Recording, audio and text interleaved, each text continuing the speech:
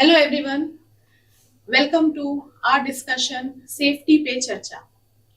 Namaskar, I am Dr. Smita Moitra, Consultant Emergency Medicine, Manipal Hospitals, Kolkata, Broadway unit. And today I have a very esteemed panelist with me to be discussing about why patient safety is very important. WHO or World Health Organization every year comes up with a theme depending upon the critical nature of the patients and outcome related issues. This year, WHO has come up with a theme of improving diagnosis for patient safety. And they have given us, the healthcare workers, a slogan that get it right and make it safe. So, to start the stage, why patient safety is important? Because, as per the basic of medicine, do no harm. So, to initiate that our discussion, I have Dr. Senior Consultant Radiologist Dr. Manoj Jain with us. Welcome, Dr. Jain, for the discussion. We have our Administrator, Medical Superintendent Dr. Biswajit Mitra. Namaskar. Hello. Welcome, Dr. Mitra. Thank you, Smita. We have Senior Consultant Neurosurgeon Dr. Dibyendu. And we have a Senior Consultant Microbiology Specialist and Head of the Lab Medicine, Dr. Shelley Sharma Ganguly. So I welcome everyone. And my first question will be to Dr. Jain. How timely diagnosis helps in decision making? So please give us the insight about correct diagnosis and what are the basics of right diagnosis, right time, misdiagnosis and all. Yeah, I think in the present day medicine, radiology is playing a very important role in terms of patient management care. It's not only making ultimate diagnosis, but making a rapid diagnosis. That's very important. Now, for that, we need to understand that we need to have we need to use among the plethora of investigations available among the radiology, which includes special investigations, CT, MRI, ultrasound, and various interventional procedures. We need to judiciously use which investigations will give us the best possible diagnosis at the earliest. Exactly. So, depending upon the clinical situations, these are decided. So, it's very important, paramount, that there is a close interaction between the referring physician, clinician, and the radiologist to come to what is the clinical question or query in hand, and based on that, we ask for an appropriate, investigations can be ordered. So this link is very, very important, because a delay in this link leads to multiple unnecessary investigation and delay in diagnosis. Thank you, Dr. Jain. It is very pertinent issue that as a clinician, you take a detailed history, go back to our basics, taking a detailed history examination and ask for a pertinent test so that it helps in the diagnosis, final outcome, stay of the patient in a hospital, and overall the financial and psychological satisfaction in terms of the patient and their family. So I would ask Dr. Mitra to create a culture of patient safety. So as an organizational head, how you initiate the culture of safety?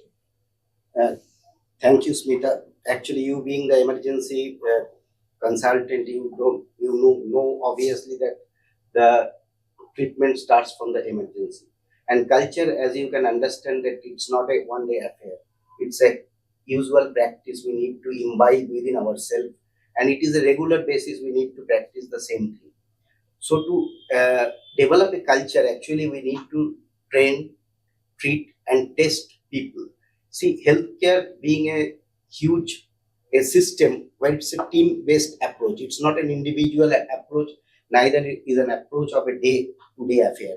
It's a regular basis affair where we need to involve a lot of stakeholders, like starting from the doctors, nurses, the housekeeping people, your patient service. Then there are a lot of others. And in the triangle, if we there are two aspects. Earlier, we used to think that there are patients and there are doctors and nurses, caregivers. But now we have to think on the other side that the NOKs, the next of kin of the patients, they play a paramount role in terms of understanding the patient safety. It is not about we preaching about the safety. It is creating the awareness to themselves about how they should be treated, what are the risks of them being involved in admitting a patient, being put. They are keeping us responsible at most of the time for taking care. But it's not about us only that we can only take care. It is about them also. They should also understand that there are a lot from their sides also which needs to be done to keep the patients safe. So, as you have asked me that what can we do to build the culture? Culture cannot be built in a day, neither can we expect so. We need to continuously train, teach, and test people. Test, it doesn't mean only theoretical test. We need to practically see that how much we are improving on day-to-day basis. That's why we have created a lot of teams involving different stakeholders, not to remove the biases that my people, I can say, yes, you are doing a fine job. But there are other stakeholders who will also take part, check that whether those things are really getting implemented on field or not. Truly speaking, so here comes the role of capacity building. How we build up our staffs, doctors, nursing, and all the team members, because a patient, when comes to emergency or to a healthcare facility, he comes with a trust. He is not actually aware of his diagnosis. He comes with a problem, and we, the healthcare workers, are the crucial persons who take the detailed history from the patient and we proceed as per the need. So I would like to ask Dr. Dibyendu, whenever I as an emergency physician, we get to see lots of trauma patients. So a patient who is conscious, oriented with no neurofocal deficits, so how to proceed? Should we do CT to all the patients or there are some criterias? Okay. Good morning. Thank you, Smita, for asking me this question. Yes, there is a lot of confusion about patients coming with GCS 15 and whether you need to do a CT scan. In a GCS 15, you need to do a CT scan if there is a history of intractable headache, severe headache. There has been a history of loss of consciousness. There is anterograde amnesia for more than 30 minutes. There has been weakness of any side of the body, or there has been any convulsions. Also, if on a skull X-ray, you can demonstrate a fracture of the skull, even if the GCS is 15, you should get a CT scan done for, it's not only for diagnostic purposes, it also improves the patient's safety. We avoid missing small head injuries. Okay. Thank you, Dr. Roy. So continuing with the discussion, as we have seen, the data suggests that more than 70%, 70 to 80% of the clinicians depend upon the lab reports. So why the lab reports are important and why some specialized test report as per the standardization or as per the delivery time, it is important. So I would like to ask Dr. Shelley, why diagnostic safety in terms of lab results is important? Thank you, Smita. It's a very relevant question. And in modern times, with so many diagnostic tools that are available to us, proper diagnosis, a proper lab diagnosis goes a long way in proper patient management. So, what we expect from a lab, the clinicians expect from the lab is a report which is not just reliable and accurate, but also timely.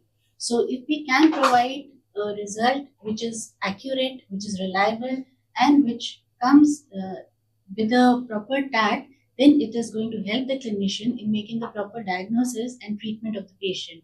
Now, the role of the lab is not just confined to therapeutic management of the patient, but also preventive management. So these days, with so many health checkups and so many tests which can help in early diagnosis of the disease, they go a major way, they play a very crucial role in preventive treatment and preventive health of the patient. So there are many tests which can, right from screening for cancers to diabetes screening and the other things, we have many tests which can be used for early diagnosis and early management, so that patient will have a better outcome and the clinicians will get will be more confident in applying those tests for the management of the patient. Thank you, Dr. Shelley. So, continuing with the discussion, we have, as per the data, every adult person faces at least one wrong diagnosis in his or her lifetime. So, I would like to ask Dr. Jain, what is a diagnostic error and how it affects the patient or the family as such? Yeah, as I said initially that the diagnostic error can start at any level. It can start from the level where the scans are being done or they're requested for. It can happen during the scan and it can happen at the reporting level, and beyond reporting it can happen at the typographical errors, which are very common. So what we commonly encounter is, the error occurring at the level of interpretations. Now, what happens is a scan, when we are interpreting a scan, we are multiple conditions can have a similar appearance. Now, based only on the background of the clinical profile, we really understand why it is happening. Because if you take a list of differentials, it can be 5 to 10, but that's not going to help the patient and the clinician management. So it's very important to take the background history or the clinical details in mind before coming to the list of diagnosis or differentials. So this is one very critical area where diagnosis get delayed, and it's a very common problem in today's practice where everyone is very busy. We don't have much time to interact with each other, or they overlook the basic clinical findings, or in fact the lab findings which are related to that. This is at the level of interpretation. Now, even before that, when the scans are being ordered for, now the scan technique can vary depending upon what's the indication. Like typical example is in patients with liver cirrhosis. Now, liver cirrhosis, if the scans are usually done to detect hepatocellular carcinoma. Now, if you don't have this idea in advance that you are looking at hepatocellular carcinoma, your technique will alter. Now, if I know I'm looking for hepatocellular carcinoma, my CT examination and my examination technique will be different compared to a routine patient with a pain abdomen. So that's why again I said that the error can occur at various levels. Now, if I do a scan without a proper history, if a routine scan is, then I can miss a small hepatocellular carcinoma, which can make a huge impact in terms of patient, which will get detected at 6 months later, which is pretty larger size, when it will not be treatable, or it becomes then it goes to the next stage. Then other errors which occurs is basically when we are asking for scans. Like suppose if you have patients with suspecting, like from the neurological side, if you have suspecting an acute stroke, or you are suspecting acute stroke, most of this patient can be missed on CT scan. So if you order for an MR, you will be able to pick up stroke pretty early. So this error can occur at different levels. Depending on different India, not possible to enumerate, but these are a few examples. The third and the other most important error can occur from our side when as regulars, when we are reporting. Sometimes what happens, there are a lot of typographical error occurs, which when it goes out with the report, you might end up with the wrong report. So these are three places where I think we do make effort to close down or to reduce the number of errors, but it does definitely go. Some errors do occur. So it is not errors or medical errors are not intentional, but definitely it is always recommended that whatever, as a clinician, whatever I want to know about from the test I'm advising, I always should be writing a brief history regarding the patient's complaint and the particular part to be tested. So I would like to ask Dr. Dibyendu, continuing with this, the missed injuries. So whenever a conscious patient, and sometimes in the odd hours, in the night time or early morning, usually we sometimes tend to miss injuries. So what are the common missed injuries in case of trauma patients? See, the most common associated injury with head injuries is facial-maxillary injury.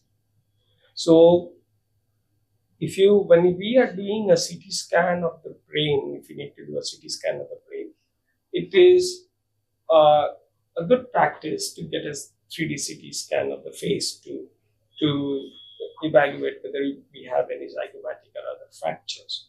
It is also good to know whether the history of the patient, how the patient was injured, because if the patient had a fall of more than 1 meter or 5 stairs, if the patient was ejected from a vehicle, then these are called significant injuries. And if these are significant injuries, it's very likely that other injuries will be present. Clinically, we have to do the chest compression test to look for any chest tenderness, the pelvic compression test to look for any tenderness, palpate the abdomen to see whether it is tense or full or whether that is soft, examine the limbs, ask the patient whether they can stand up, see whether the power is equal on both sides, and look for any spinal tenderness to assess any significant other injuries during the initial assessment. It is also a good practice to do the fast scan that is done by radiology to look for any other minor collections in the chest or abdomen to rule out any associated injuries. So always and always we have to be in our basics, examination of the patient and asking for some diagnostic tests which are relevant to that patient. And to my next question is to Dr. Mitra. Nowadays we are more into digital health. So we are in metro cities, all the patients and all the citizens are exposed to multiple healthcare facilities. But in the peripheries, most 80% of our India is in the peripheries. So there, the super specialization backup or good healthcare facilities are still not available. So post-COVID, we have seen that the digital health, that is through teleconsultation, telemedicine, even the telediagnostic nowadays, people are trained to that and they are confident in asking through the digital media. So as a organizational head, how you have focused into this main scenario? Thanks again, Smita, for asking me this question. We cannot ignore that we are into an era of digital health. There were EMRs, electronic medical records. Now it has turned into EHR, electronic health record, where you need to be more detailed. Earlier, there are differences between digitization and digitalization. We are in an era of artificial intelligence, as you know. With this artificial intelligence, there will be progress in terms of technology, there is no doubt. But we cannot substitute the human intelligence for sure. The presence as being an emergency physician for over 2 decades, I have heard both Dr. Jain and Dr. Rai. I am telling you one story of mine during my early days in emergency medicine. A patient with a trauma, simple things that we got tachycardia. Now you have fast scan and all other things. But if you have tachycardia without much think that the patient is having some blood loss, so you might miss a splenic injury. You are searching for the head injury, you are doing the CT scan, all these things are fine. But you are missing the splenic injury where you need to intervene much earlier so that the patient cannot be lost. So there are differences, there are improvement, there are always this digitalization, but we cannot forget what we were being taught in our medical school, the basics. Like as you have said, equality, like we have got third umpire, we have got technological improvement in terms of cricket, but the stance, the guards, what are the basics that a player should always do till he retires. We as a physician also should practice the basics from which we have learned from our medical schools till we are being retired. Number one. Number two is that, as I am saying, telling patient centricity, where the patient usually stays in the center, but there are a lot of other stakeholders where we need to bring them into action. Suppose a patient with a stroke coming to you at a later hour where you are not having anything to deliver, the outcome is not going to be as desired. So quality by and large will be divided into two arms. One is care, another is cost. Care will obviously be provided not only by the care providers, the family members. I am reiterating that they have got a huge role to provide the right care at the right time. They should bring the patient, they should sense that this is an emergency, we need to, if where time matters. both sirs have told, that we have worked in emergency. Fast scan is also there. There is a mnemonic, be fast, for the stroke as well, where you have to bring the patient in the right time. And cost, I not only mean financial cost. Obviously, institutions are getting penalized. There are pecuniary punishment in terms of lack of care, but there are also cost in terms of patient's health, where we are losing the patient. Either the patient's care is not up to the expected standards. There also the cost is going from the aspect of the patient, and also we are losing a lot of money. Either the relatives are losing by bringing a lot of medicines. They have to keep the patients for a longer time duration, and the outcome is also not as per our expectations. So it is true that digitalization has really helped us, but sometimes there are negative impacts of that. It is not the responsibility of only the healthcare workers or the care providers. It is the responsibility of the patients or relatives as well. Whatever you send the reports, or if you ask some help in the through the digital medium, you have to send the reports right. It has to be clicked in a clear way so that the physicians who are at the other end can give a proper treatment and or proper advice. So my next question will be to Dr. Shelley.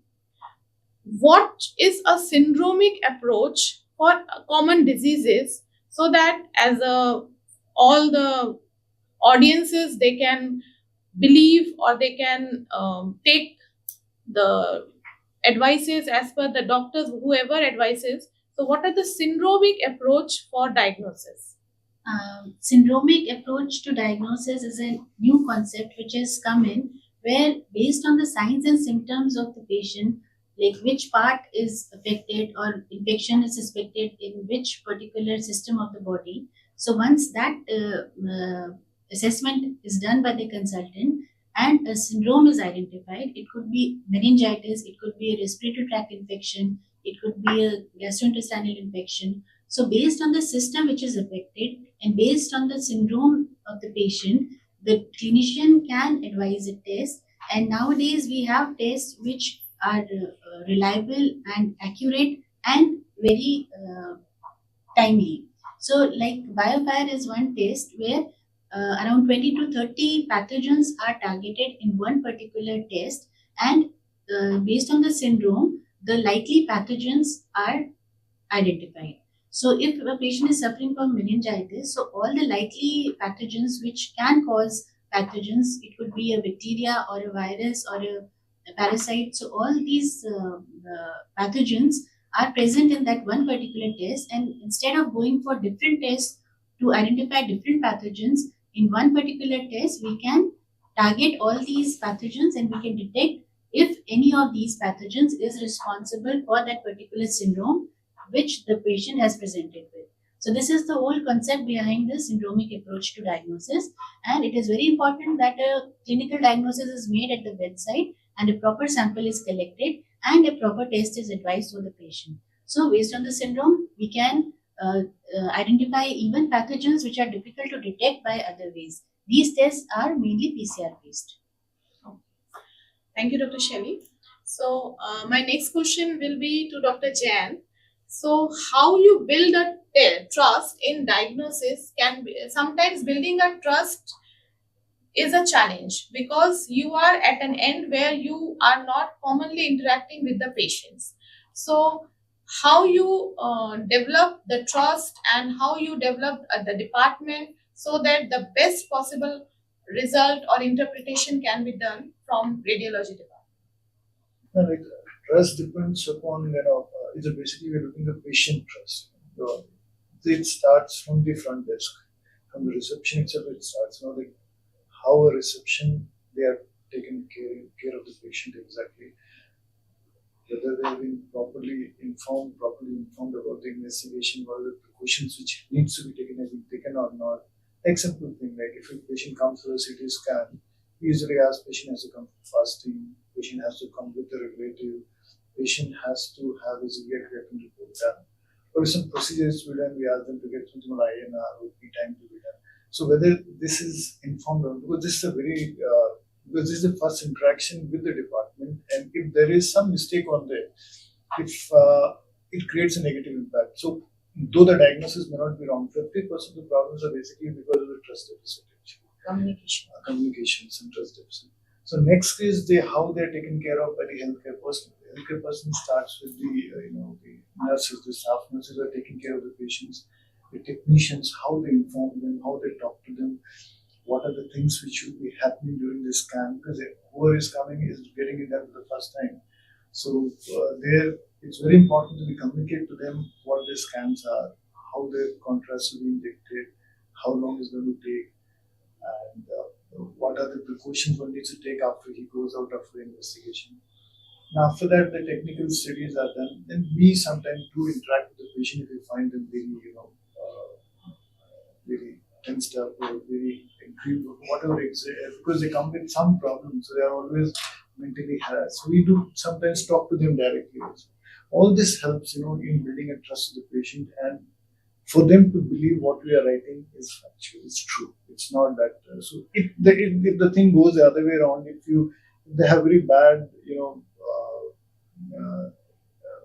bad interaction with the staff, even if you give a good diagnosis or if you give a good diagnosis, they go up with, unsatisfied and they don't believe, they tend to go to a third person to get another opinion. So it's very important at the whole level we interact with them properly so to make sure that they believe what we're doing. True. So patient satisfaction and taking the patients in confidence is our utmost goal as an healthcare providers, because whatever we give, they take back the same impression with them, and finally they believe us and they continue with the treatment. If they have a negative impact, so it definitely hampers their continuation of treatment. Sometimes they just stop the treatment, stop the test, whatever they have been advised, and it ultimately hampers their health. So it is our role, and that is why this time we have come up with a slogan that get it right and make it safe. So my next question will be to Dr. Dibyendu sir. He is a neurosurgeon. So whenever there is a road traffic accident, there are multiple injuries, and spine injuries are usually not at the moment, at that point, it is not obvious. So how the patient themselves or the relatives, any message you want to give to the relatives or the bystanders on the road, how to help the injured patient to be shifted to the nearest hospital, what special precautions to be taken so that the spine, because it is very, very important portion of our body where the outcome or the disability matters. So how they should take care of the spine injury patients? See, spine injuries in a road traffic accident may have a concomitant severe head injury or may not. If the patient is conscious, alert, and there is spine injury, the patient is likely to tell you, see, I cannot move my hand or my leg, or my back hurts here or my neck hurts here. So taking history from the patient is going to help you diagnose a spinal injury in a conscious patient. An unconscious patient should be treated as having a spinal injury unless proved otherwise. So when the patient comes to you, you obviously look for movement in the limbs, but you also put on a hard cervical collar. Then you get the radiology done and see whether there is any displacement or any injury to the cervical spine. You can check X-rays of the dorsal and lumbar spine too to look for any other injuries down the spine. But putting a cervical collar in a patient, unconscious patient, in an injury case, even though before ruling out any injury is a must. Second thing is, if you suspect an injury and which you cannot explain by a head injury, like a patient unable to move both lower limbs on painful stimulus, is most likely to have an associated spinal injury. It is even if any injury cannot be determined by X-ray, it is better to get an MRI done and document whether there is any injury to the cord at any level. Usually, the cervical spine being the most mobile, we tend to have injuries at that level in patients with associated head injuries. So, continuing with it, I would ask Dr. Mitra that we are celebrating as a week of patient safety. So, how you are engaging the patients or relatives to develop or aware? Are you making some arrangements for patient and patient relatives awareness and regarding the health related issues? What are the facilities we are as an organization providing, and what has to be done, do's and don'ts for the patients as such? Yes, it's a very pertinent question considering the present situation. See, we must have to tell to the people at large, because we, being a medical person, we know a lot of things. As Sarah was mentioning, the Skiwara criteria in spinal cord injury without obvious radiological abnormality. But then, how the patient will know all these things? I put a patient into a Philadelphia collar. Now that will cause cost. There is nothing in the scan. Why did you put that? What is the necessity of putting that collar? That is the most important thing. So what stands out at the moment is communication. Communication from both ends, from the caregiver's end and from the receiver's end to the relatives. I am reiterating again and again that people at large should understand that what we are doing. So communication builds trust, and trust converts into faith. And once people are faithful, they will probably understand that why these doctors are asking us to do these things. Now, as you have seen, medical science has progressed over years a lot, like we are all practicing for over years and years. Now, somebody is asking for a lot of tests. It costs people. People are asking, I have got normal results, then why you have advised this lot of tests? So I usually tell them that it is not that we want to bring something negative out of you. It is to prove that you are healthy. So like this communication should go to the masses, that yes, that they taste. It is like checking your car. You are checking a car not to replace something, just to see whether its health is okay or not. So it's like safety. Safety, how will you be safe? If I have got a diabetes, it's not that I will be knowing or somebody else can touch my pulse and say that I am a diabetic. Because if I am being advised by some physicians to go and do the check of FPS, PPPS, like that now HbA1c has also come. What is HbA1c? That should be explained in detail to the masses. So from our side, we are training the people, those who are caregivers from the hospital, and for the larger population, we are putting all this in the social medias by the consultant physicians, experts of various fields, for the people at large to understand the issue of time, importance of bringing in proper time. What are the developments in terms of technology, techniques, expertise, experience? What are the previous practices? What are the new practices? What are the regulatory compliances that we need to follow? Suppose you have not advised the CT scan. Tomorrow, after a while, the patient gets a bleed in the head. You will be sued in the court, and where you won't have any defense.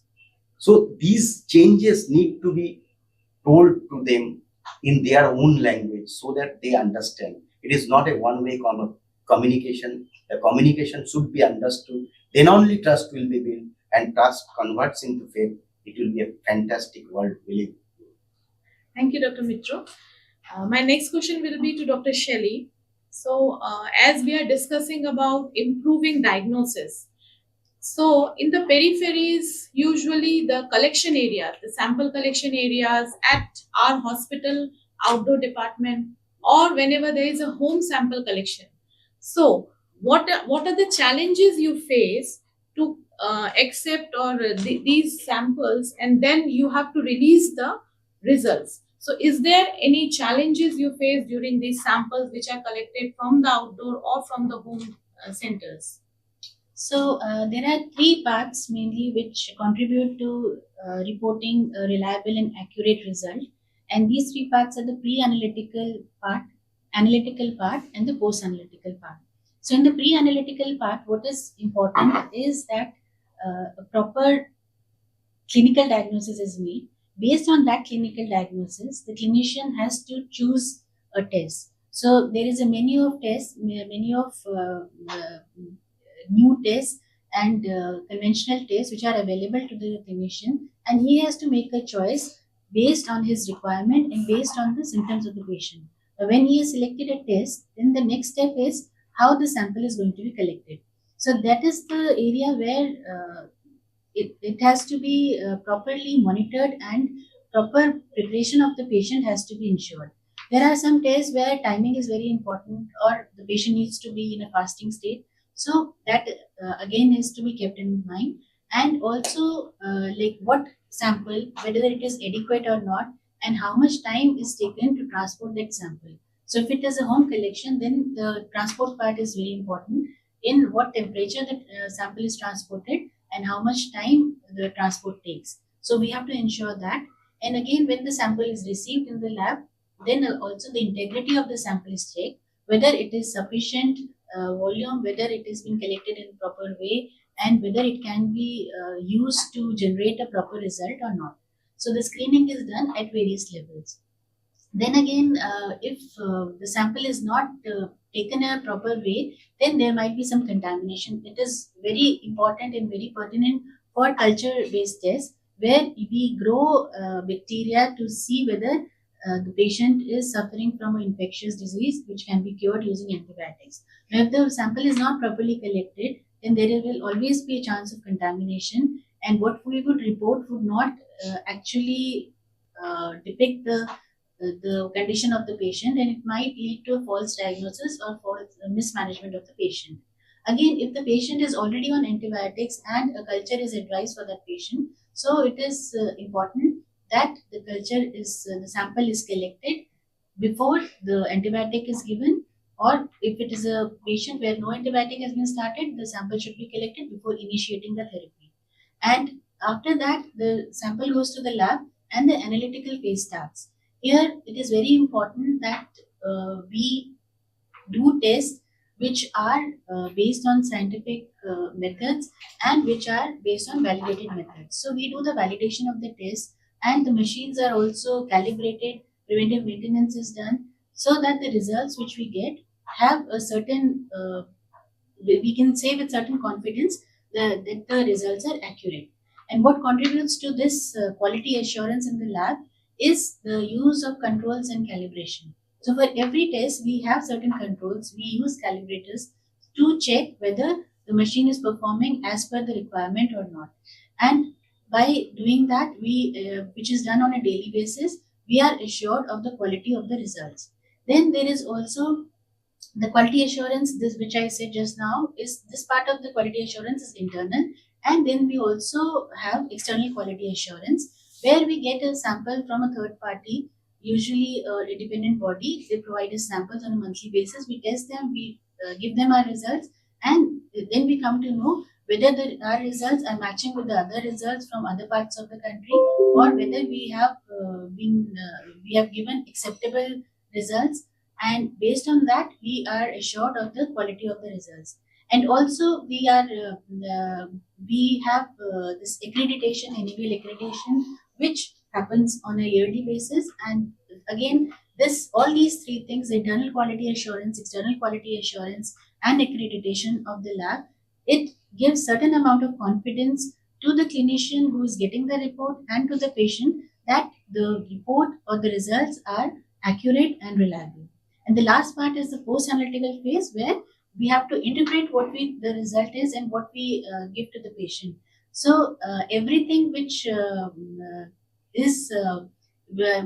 findings which we get from the test results has to be interpreted, has to be clinically correlated, and then only we have to give that report to the patient, and we have to inform. There are certain tests where critical alerts are important, so we have to inform the patient and with the clinician also that we have obtained a result which needs immediate attention of the clinician. Otherwise, it will have certain undesirable effect for the patient.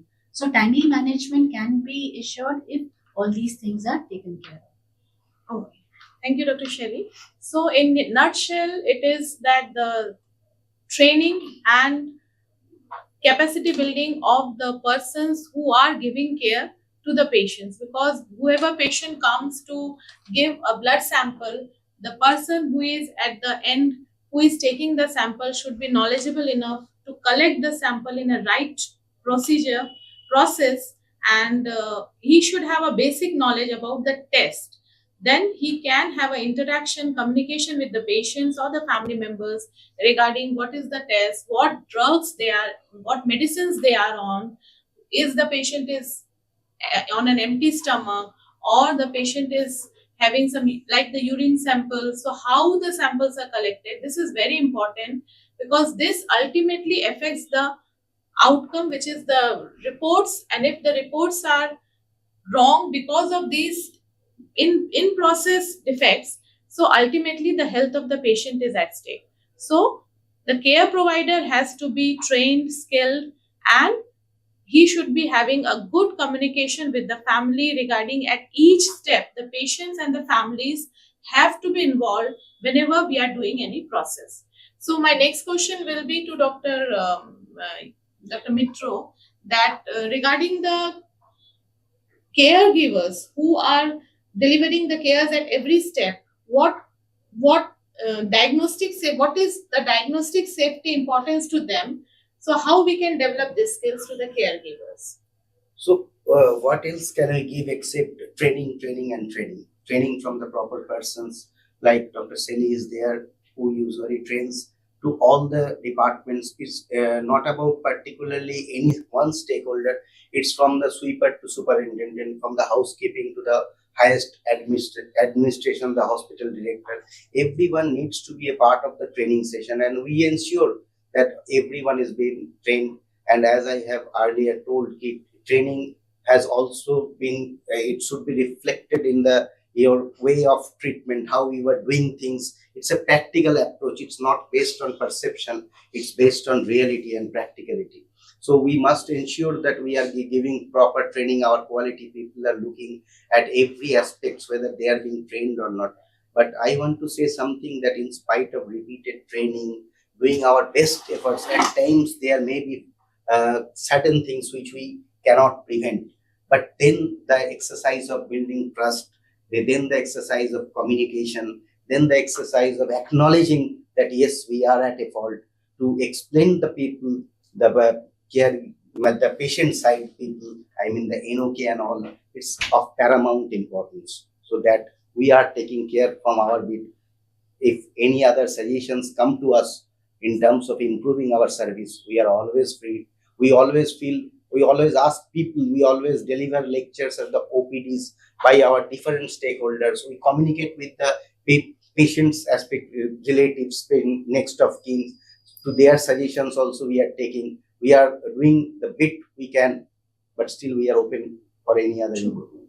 So this is the only message to all the what WHO has come up with, engaging the patients in their own, the whole process of diagnostic. So let us wind up. Any take-home message from Dr. Dibyendu regarding our clinicians or the healthcare providers, how we can do better for the patient's safety? My take-home message is, whenever a patient comes to the emergency, he or she needs a good clinical assessment and a good history taking to ensure safety on our part. Dr. Manoj, Dr. Jain, so your take-home message regarding diagnostic safety and improving, which is in turn improves the patient safety. Yeah, I think I said previously as well, it is utilizing the correct set of investigation to get the diagnosis early and post. Okay. Dr. Shelley, regarding the lab perspective, Yes. how much is important this topic for discussion? This is a very important and relevant topic, and to enforce patient safety through proper diagnosis, what we need is proper education and awareness, not just of the patients but also of the clinicians who are using these diagnostic tests. And what is important for a proper diagnosis is that you choose a correct test, you choose a correct sample, you give us a proper sample with history, and then a proper test is done, which is interpreted in proper way with clinical correlation, and then it is used by the clinician for proper diagnosis, timely diagnosis of the patient, and which will result in proper and timely management of the patient. Okay. So I would like to extend my thanks to all the esteemed panelists over here.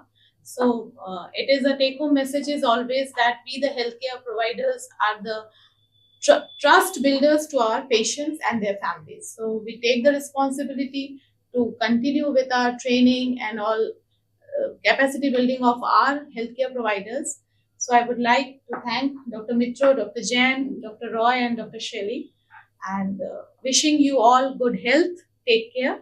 Thank you. Thank you. Thank you.